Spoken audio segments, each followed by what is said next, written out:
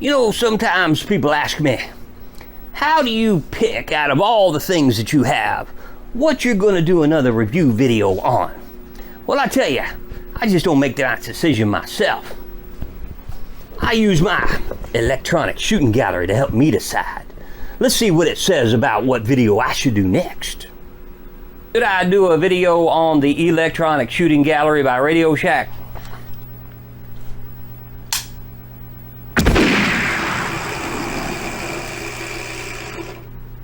I reckon that's a yes. So here we go. Here is my review on the Radio Shack Vintage Electronic Shooting Gallery. Stay tuned.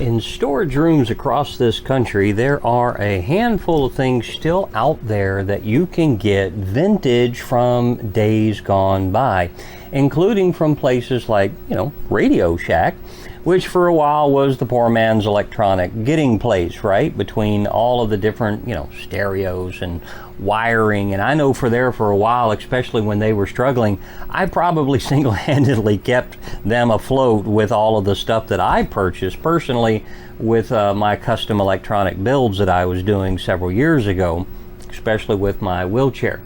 So I was browsing eBay, and just literally out of nowhere, eBay made a recommendation for this guy right here. Now I'm looking over here on the side. I don't know when this was put on here, but here's the original Radio Shack price tag for $14.25. Way back in the day. This came out in the mid 80s. And the cool thing about it is this was posted as brand new. And it came with the, the dated tape on here. So, it looked like brand new when I pulled it out of the box. Didn't have any reason to question the seller, and it was cheap. I think it was like $25 or something. It was really, for something that's, a novelty at best, I thought it was pretty cool. So went and got it, came in. If it wasn't perfect, because I've bought brand new stuff before off of eBay that's, a toy from the 70s or 80s. And just because it's brand new doesn't mean you're going to get it and it's going to be perfect.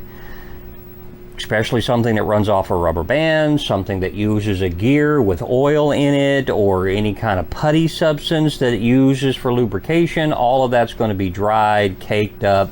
So before you get too excited about it, you've got to literally go in there and clean it up, make sure that it runs good before you go throwing a bunch of batteries at it, and that kind of stuff. So that's, those of you that want to maybe buy some electronic, vintage things that are motorized or something like this, you got to remember that. Take the time, take them apart, take a look inside of them. If they're gear driven, make sure the gears are lubricated.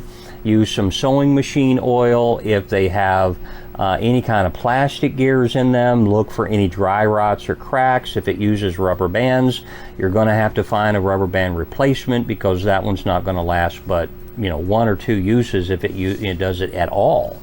But anyway, I wanted to introduce this to you. It's a lot of fun, as you've seen. It's a great novelty toy, but I wanted to make this video because stuff like this is still out there.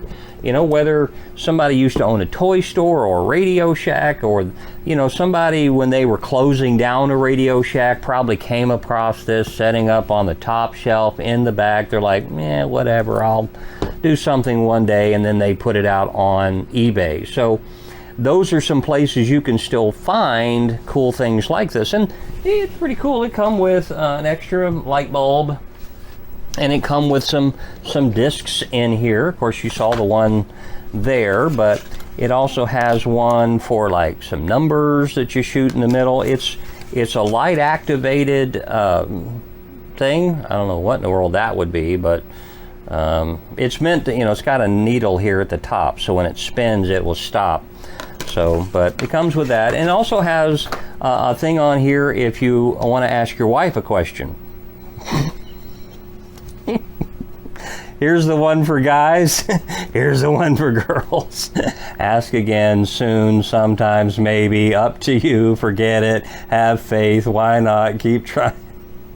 You're kidding.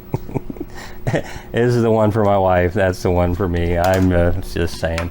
It comes with this little guy right here. It doesn't make any noises with it, except that, you know, the noise in the video is, you know, one I interjected on there. But it's a good comparable size to a regular firearm. And you know, it looks pretty good. It feels obviously plasticky, but I mean, for the purpose of what it is, you know, it works out fine. But it emits a light,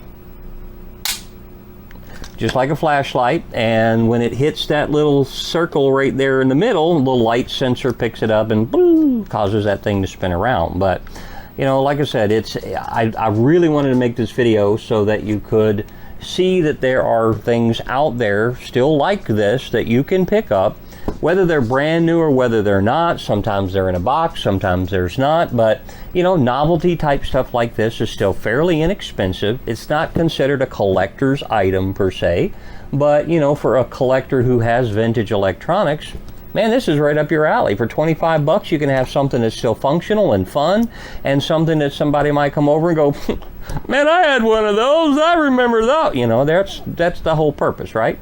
So I hope you enjoyed this quick little video here with RB's Toy Box. Make sure you hit that like and subscribe, and if you like what we're doing here, you know, drop a little line down below and say, hey, thumbs up, love you guys, keep it up, the good work.